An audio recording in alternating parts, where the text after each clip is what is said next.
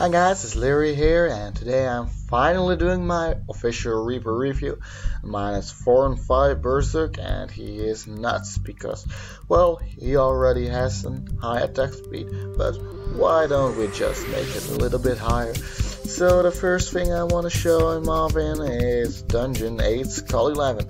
Well, people have been complaining about not being able to do this dungeon without Spirit Mage, and there are a few people who could do it without Spirit Mage and without Reaper, but I'm going to show it with Reaper, and just watch how he can easily replace Spirit Mage.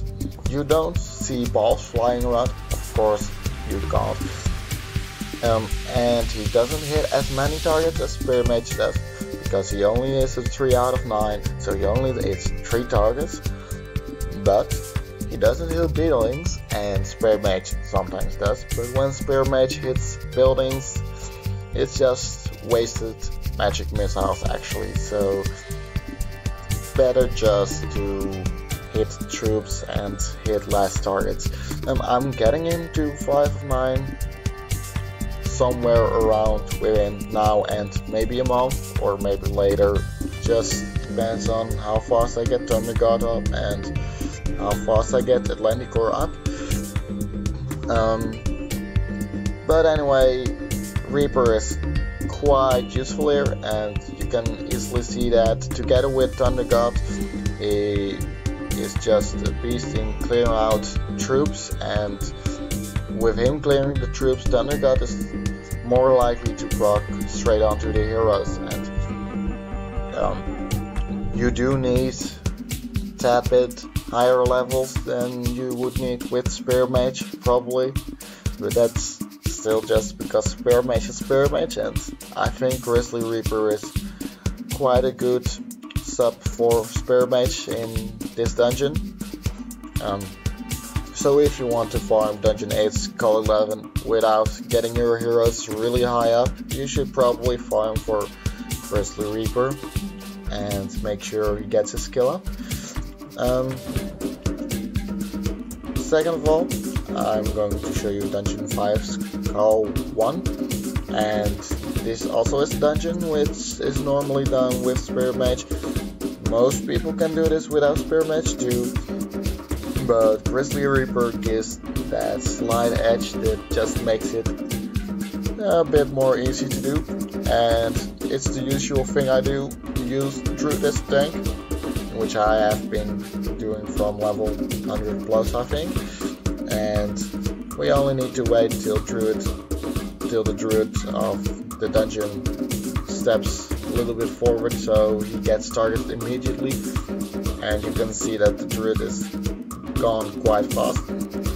And what you're going to see is that Reaper actually gets a lot of procs off, and he actually attacks statistically, periodically at 600, but it's a little bit slower because of animation speed and such, and Thunder God attacks almost as fast as Reaper, but Reaper still attacks almost twice as fast as Druid and Spirit Mage, which means that even though he hits less targets each proc, he still takes out as much troops as Spirit Mage does. And even though Druid wandered off and walked around, I only had to use a restoration on my Thunder God just to be safe, and there was actually no problem at all in this dungeon, because Grizzly Reaper is just he's quite good in dungeons just because his area of effect proc, and it really doesn't matter that he hits less target. So let's watch him in arena, and this is a setup I have been running a few times now, and I don't think it's the best setup, but if I know the lane it works out tiny bits if I'm not sure. But Reaper does an excellent job here, attacking almost twice as fast as Succubus. You can easily take out Succubus before Succubus procs 3 times, and if Succubus would have had to proc the 3rd time right here, we would have lost, but Reaper takes good care of Succubus. Reaper isn't the best in the arena, but if you don't have other heroes, Reaper is quite a good hero in arena. And this is another setup I've been using, especially when I know the lane. I'm putting Atlantic Core and Spear Mage plus Reaper together in one lane because, well, I got in this situation a few times that Atlantic Core plus Spear Mage didn't finish off a team, and having Reaper proc at least once, it matters a lot, and it most of the time just means that the team actually is fully gone, so your Druid and your Succubus can actually use this. And this time again I knew which lane he was running because I already attacked him before, and I couldn't take him down that time because I actually read my lanes the wrong way. But you can see that Spear Mage and Reaper take really good care of his team, and again, it's not only because of Spear Mage, because Spear Mage is incredibly nerfed since the new arena update, but together with Reaper they are actually able to take down a team really easily.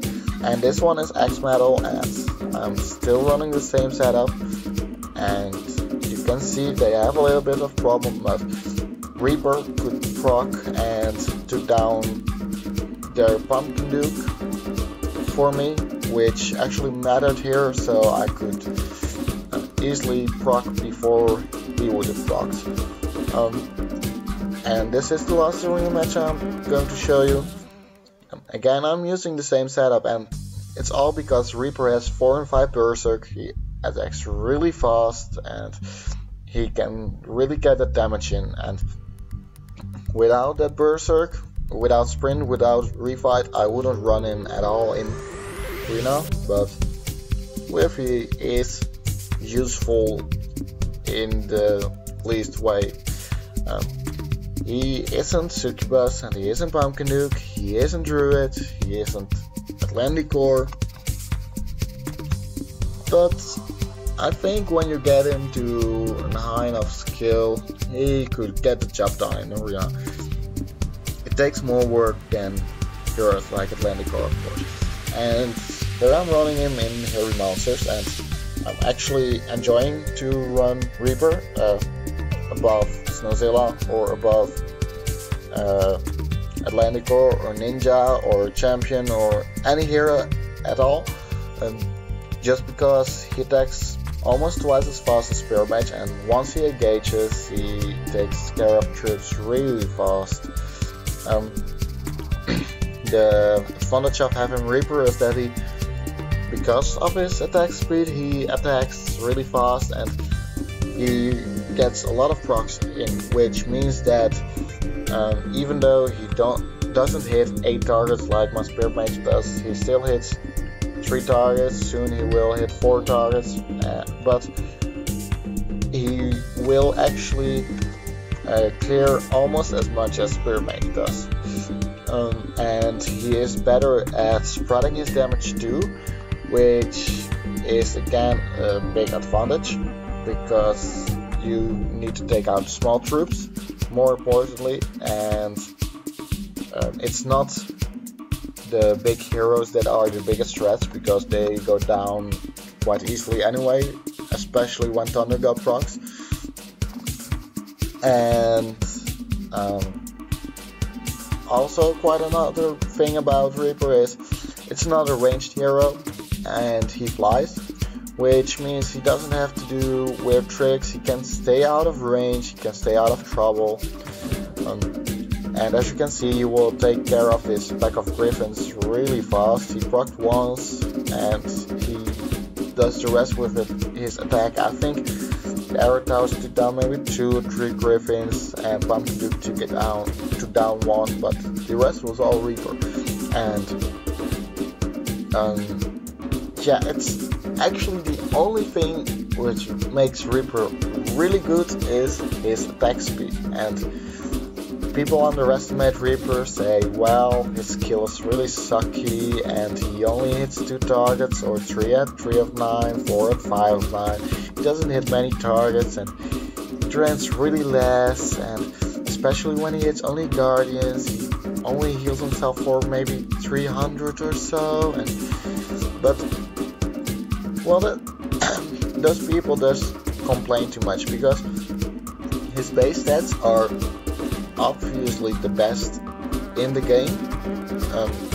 He has better attack speed than Ninja, he has decent health, he has quite a good attack, not the best, but because of his attack speed he has almost the same attack of Ninja, but he is way less fragile than Ninja, which makes him really good at the more surviving aspects of the game, and especially raiding. And I love to raid with him, but I'm not gonna show you that today. I'm gonna show you that another time. See you later, guys.